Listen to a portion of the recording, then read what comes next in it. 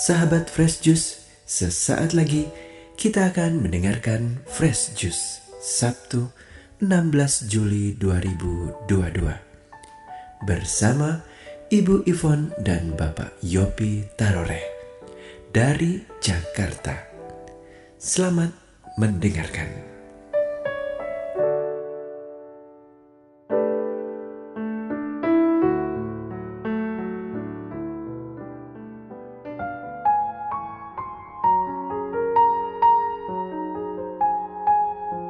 Shalom Bapak Ibu sekalian, kita jumpa kembali hari yang indah ini. Ya, untuk itu kita buka dulu dengan doa ya. Dalam nama Bapa dan Putra dan Roh Kudus. Amin. Tuhan, Kau maha baik pada kami. Kau beri kami kesempatan saat ini mau membaca, merenungkan, dan mau belajar menjadi pelaku firman-Mu. Oleh karena itu, utuslah Roh Kudus-Mu, terangi hati kami semua, supaya kami dapat menikmati firman-Mu. Terima kasih Tuhan, beracaralah kami siap. Amin. Bapa, Putra, Roh Kudus. Amin. Kisah hari ini bagaimana Yesus berbuat baik. Selalu Yesus mau berbuat baik. Kemudian saat ini dia di dalam kitab suci dikatakan dia menyembuhkan orang pada hari Sabat. Nah, apa akibatnya? Apa akibatnya? Dalam Matius 12, kita mulai dari ayat 14. Iya. Lalu keluarlah orang-orang Farisi itu dan bersekongkol untuk membunuh dia. Tetapi Yesus mengetahui maksud mereka, lalu menyingkir dari sana. Banyak orang mengikuti Yesus dan menyembuhkan mereka semuanya. Ia dengan keras melarang mereka memberitahukan siapa dia, supaya genaplah firman yang disampaikan oleh Nabi Yesaya. Lihatlah, itu hambaku yang kupilih, yang kukasihi, yang kepadanya jiwaku berkenan. Aku akan menaruh rohku ke atasnya, dan ia akan memaklumkan hukum kepada bangsa-bangsa. Ia tidak akan berbantah dan tidak akan berteriak, dan orang tidak akan mendengar suaranya di jalan-jalan. Buluh yang patah terkulai tidak akan diputuskannya, dan sumbu yang pudar nyalanya tidak akan dipadamkannya, sampai ia menjadikan hukum itu menang. Dan padanyalah bangsa-bangsa akan berharap. Demikianlah firman Tuhan. Terpujilah Kristus. Nah, sahabat-sahabat sekalian, bacaan tadi sambungan dari penyembuhan yang dilakukan Yesus pada orang lumpuh. Berbuat baik itu rupanya belum tentu semua bisa diterima oleh semua orang, belum tentu semua orang senang. Rupanya zaman itu ada orang Farisi. Orang Farisi yang sudah menyenter memfokuskan perhatian pada perbuatan Yesus. Apa kesalahan yang dia lakukan? Bagaimana celahnya untuk dapat menjatuhkan Yesus? Bagaimana celahnya?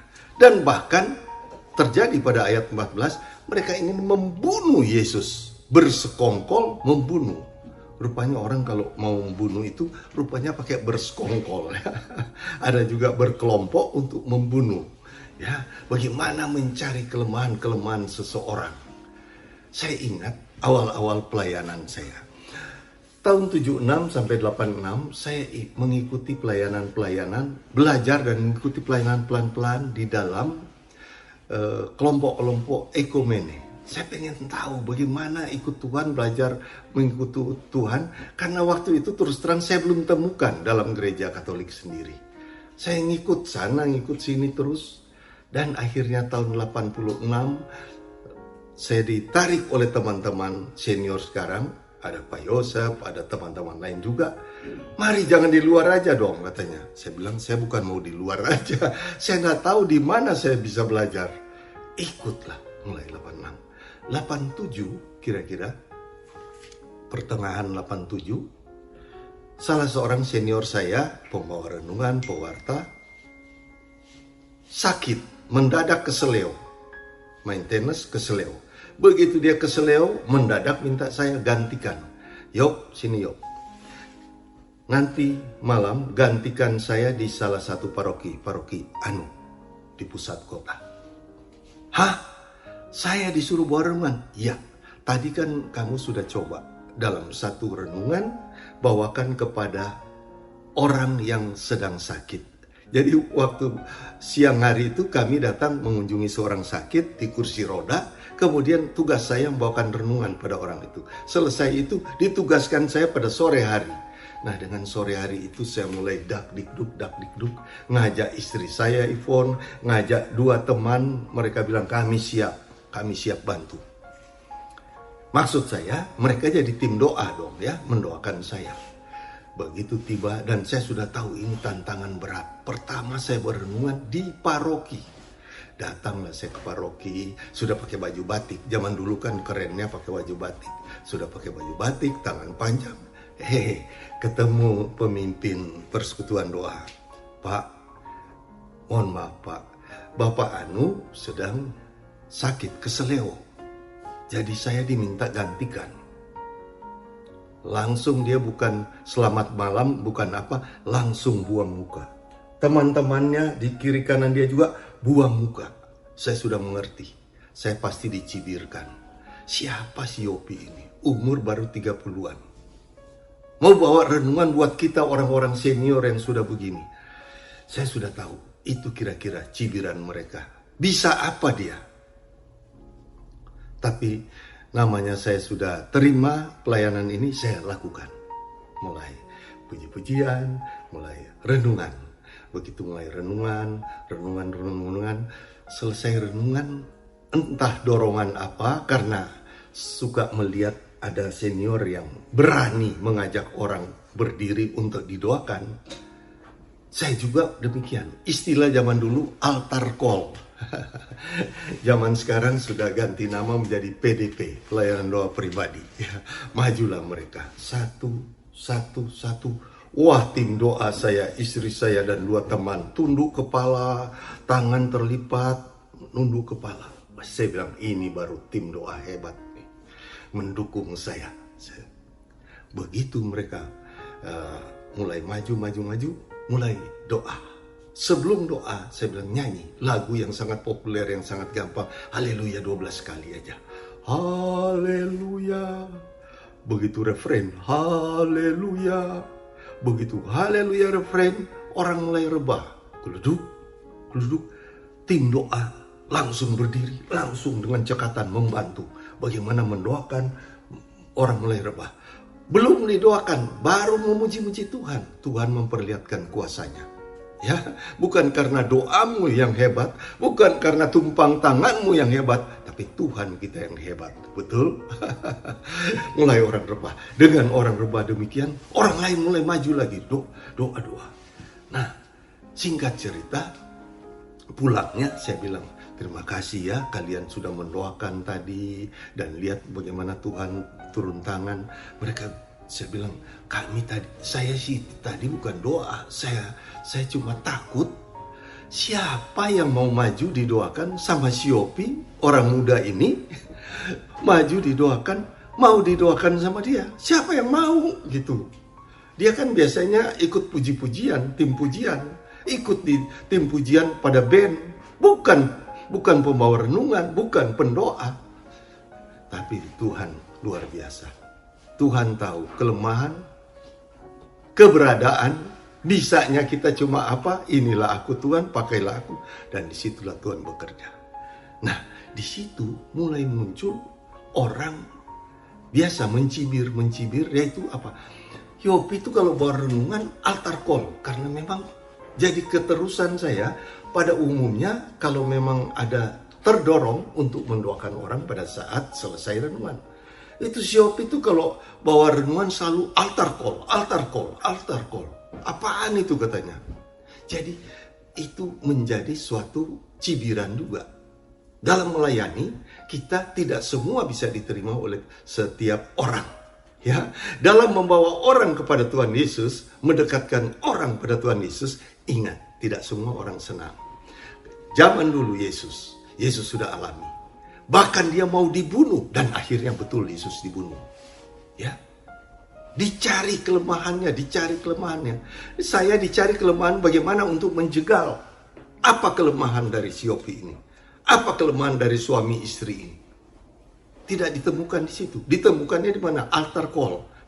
Di situ. Tapi akhirnya dengan altar call itu rupanya sampai sekarang bahkan oleh tim-tim pelayan berkata, jika ada kesempatan kita doakan umat yang datang. Karena umat senang kalau didoakan.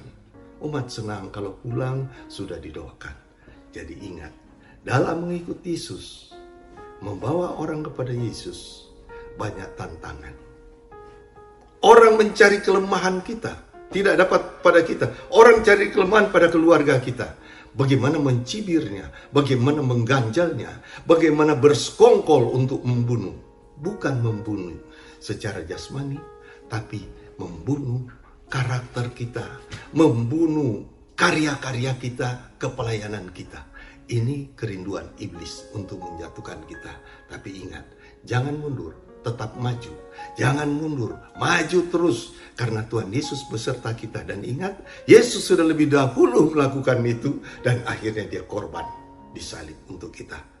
Yesus membela. Anda lihat, saya sampai sekarang bahkan berjanji pada Tuhan Yesus. Saya dan istri berjanji sampai menutup mata, sampai Bapa memanggil, baru saya berhenti mewartakan Injil Tuhan. Oleh karena itu, kita akan berdoa saat ini. Tuhan Yesus yang tahu isi hati kita. Tantangan boleh ada, tapi Tuhan kita lebih besar dari penantang-penantang kita. Orang ingin membunuh karyamu, tapi Tuhan lebih besar dan Tuhan berkuasa untuk itu semua. Mari kita berdoa. Bapa Surgawi yang penuh kasih, kami bersyukur dan berterima kasih kalau Engkau sudah memilih kami untuk boleh mengikuti Engkau. Kami tahu Tuhan, Engkau disakiti, Engkau dicambuki karena Engkau menjalankan kebenaran. Tetapi dalam kehidupan kami pun, dalam setiap langkah hidup kami pun, kadang-kadang kami mengalami hal yang sama. Tetapi kami tidak dipukuli, kami tidak sampai mati. Tetapi Engkau selalu menyertai kami. Kami percaya Tuhan, ketika tantangan itu datang dalam kehidupan kami belajar untuk tetap setia kepadamu. Kami tetap mau menjalankan apa yang Engkau perintahkan kepada kami, yaitu mewartakan firman-Mu. Tolong kami Tuhan, dalam setiap apapun yang kami alami, Engkau berikan kami kekuatan, kesetiaan, sehingga kami tetap dapat melakukan apa yang Engkau kehendaki dalam hidup kami. Terima kasih Tuhan Yesus, kami serahkan seluruh hidup kami ini untuk Engkau pakai bagi kemuliaan dan kepujian nama-Mu saja. Amin. Dalam nama Bapa dan Putra dan Roh Kudus. Amin. Tuhan Yesus berkati kita semua. Sampai jumpa lagi. Sahabat Fresh Juice, kita baru saja mendengarkan Fresh Juice Sabtu 16 Juli 2022. Terima kasih kepada Ibu Yvonne dan Bapak Yopi Tarore untuk renungannya pada hari ini. Sampai berjumpa kembali dalam Fresh Juice edisi selanjutnya. Jaga kesehatan dan salam Fresh Juice.